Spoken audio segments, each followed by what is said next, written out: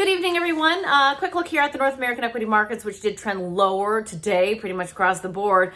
But I have to first start, of course, with the big news in Canada, which is receiving the first federal budget in 2 years. We are projected to have a net debt crossing that $1 trillion mark. Our deficit of $354 billion.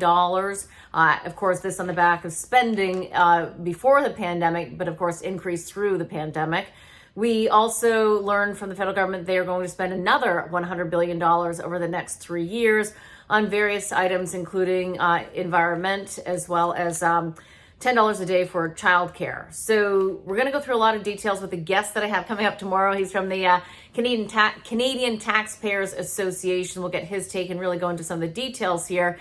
And really, like a lot of questions that you have to ask. Do you think that the government should be spending this kind of money? Should we have over $1 trillion in debt with a debt to GDP figure that continues to move higher as well? And at what cost? Or is it the right price? These are all really important questions to be asking. Is now the time to continue to spend? And how do we pay it back? That's, I think, what a lot of Canadians are going to be asking.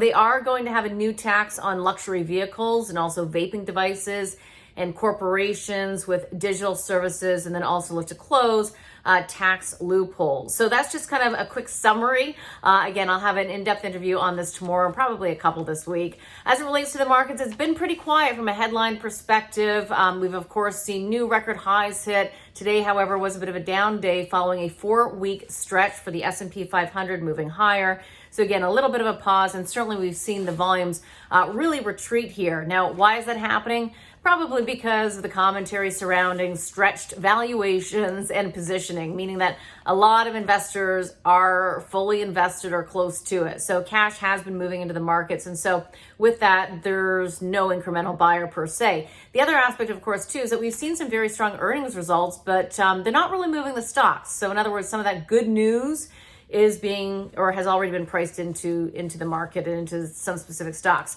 As relates to the TSX, it was down by 0.8%. It was up by 0.6% last week. U.S. markets were lower as well, particularly the NASDAQ was down, and the Russell 2000 continues to show some weakness. People continue to sell some of those great performing small cap stocks in the United States. In terms of stock specific items, I would point out that Tesla was down by 3.4%.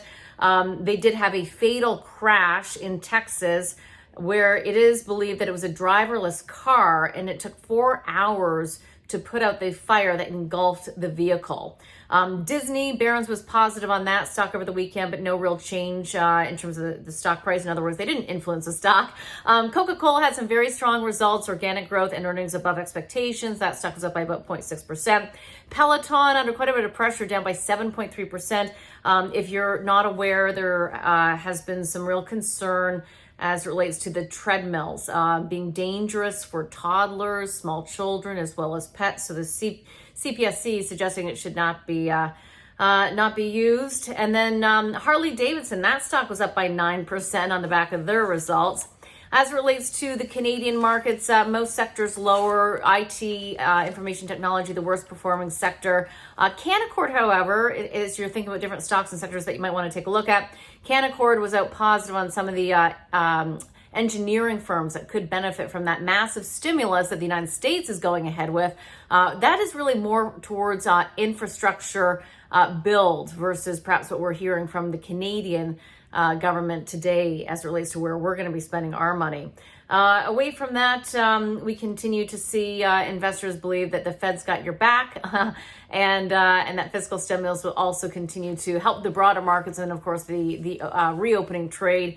Having said that, though, a little bit of a pause in the markets today. I'll leave it there. Have a great night. Stay tuned for my interviews coming up this week. We'll be taking a look at the budget and also Bitcoin. We'll see you then.